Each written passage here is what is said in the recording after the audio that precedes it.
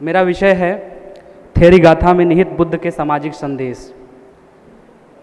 थेरी गाथा के संदर्भ में बातें की जाती हैं तो कई बातें आती हैं। हम देखते हैं कि पाली साहित्य के इतिहास भरत सिंह उपाध्याय जी ने उसमें लिखा है कि थेरी गाथा में ऐसी बात नहीं है कि सिर्फ वहाँ पे वर्णन है कि क्षत्रिय कुल की जो है कि जो महिलाएं हैं वो संघ में प्रवेश लेती हैं, ब्राह्मण कुल की महिलाएं चाला और अन्य महिलाओं का वर्णन है, वैश्य कुल की महिलाएं हैं,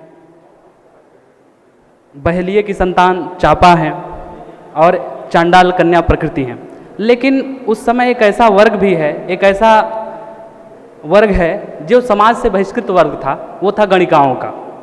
तो थेरी गाथा में हमें ऐसी 4 गणिकाओं का, ऐसी भिक्षुणियों का वर्णन मिलता है जिनका पूर्व कर्म गणिका का था।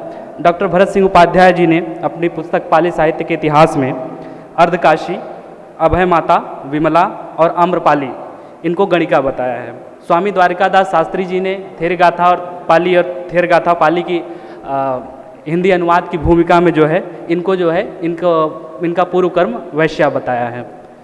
हम एक चीज़ देखते हैं कि भाई किसी क्षत्रिय कुल की कन्या को, स्त्री को, ब्राह्मण कुल की कन्या को, वैश्य कुल की कन्या को, शूद्र कुल की कन्या को ले लेते, लेकिन ये जो गणिका वर्ग है या जो शब्द प्रयोग किया है स्वामी द्वारिकादास शास्त्री जी ने, वैश्या, उनको लेना आज के समय में भी हमारी ये हिम्मत नहीं हो सकती कि हम अपने घर की उनको इज्जत बना सकें, अपने घर में उनको स्थान दे सकें। लेकिन भिक्षुणी संघ में स्थान देना एक बड़ी बात है, एक बड़ी जो सामाजिक समरसता की बात है, या जो एक सामाजिक संदेश देना चाहते हैं, बुद्ध जो सामाजिक संदेश देना चाहते हैं वो यहाँ दिखाई पड़ता है। तो हम देखते हैं विमला थेरी है जो वैशाली के एक वैश्या की पुत्री थी, लेकिन जब भंते महामुद्गलान जी से उसका संपर्क होता है और फटकारते हैं जब उसको कि क्या कर रहे हो, तो उसके अंदर जो भाव पैदा होता है, फिर उससे वो भिक्षुणी बनती है और उसकी गाथाओं को हम जो है थेरी गाथाओं में देख सकते हैं। समय का अभाव है, नहीं तो उसके बारे में विस्तार से चर्चा करता। उसी प्रकार जो दूसरी भिक्षुणी है उसका नाम है अभय माता। उसका वास्तविक नाम पद्मावती था। उनका एक पुत्र अभय जो महाराजा बिंबिसार का पुत्र था, वो बाद में भिक्षु बनता है। और ऐसी ही जो है आम्रपाली की हमें आम्रपाली का वर्णन मिलता है। ऐसे चल के जो है कि बनारस की एक स्त्री अर्धकाशी, हिंदी में अड्डाकाशी, हिंदी में अर्धकाशी, जो बाद में राजगिरी चली गई थी, उसका वर्णन मिलता है। वो अपने अर्धकाशी नाम पढ़ने को लेकर के उसके जो है कि डॉक्टर विमल कीर्ति जी ने लिखा है कि जब उसके बारे में वर्णन किया है।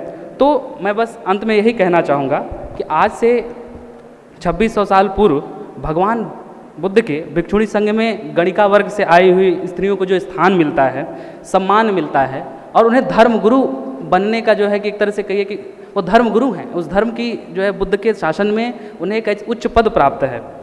और कई जो नारीवादी चिंतक हैं वो आरोप लगाते हैं कि भाई भिक्षुओं के लिए जो है कि 227 नियम और भिक्षुणियों के लिए जो है 311 कैसे, उस पर से 8 गुरु धर्म कैसे, तरह तरह की बातें जो हैं। चूँकि हिंदी विश्वविद्यालय में पढ़ता हूँ तो कभी कभी वहाँ सेमिनार में हमारे यहाँ स्त्री अध्ययन विभाग है तो ये सुनने को मिलता है। और कई बार ये भी सुनने को वहाँ मिल जाता है कि वो आनंद को कह रहे हैं कि स्त्रियों की तरफ देखना मत। तो समस्या ये है कि हमें वहाँ उसका परिदृश्य समझना होगा, उसका नज़रिया समझना होगा कि किसको कह रहे हैं। भाई आनंद एक भिक्षु आदमी है, एक भिक्षु आदमी किसी स्त्री को क्यों देखे? आनंद एक भिक्षु आदमी वो स्त्री से क्यों देखे, क्यों बात करे?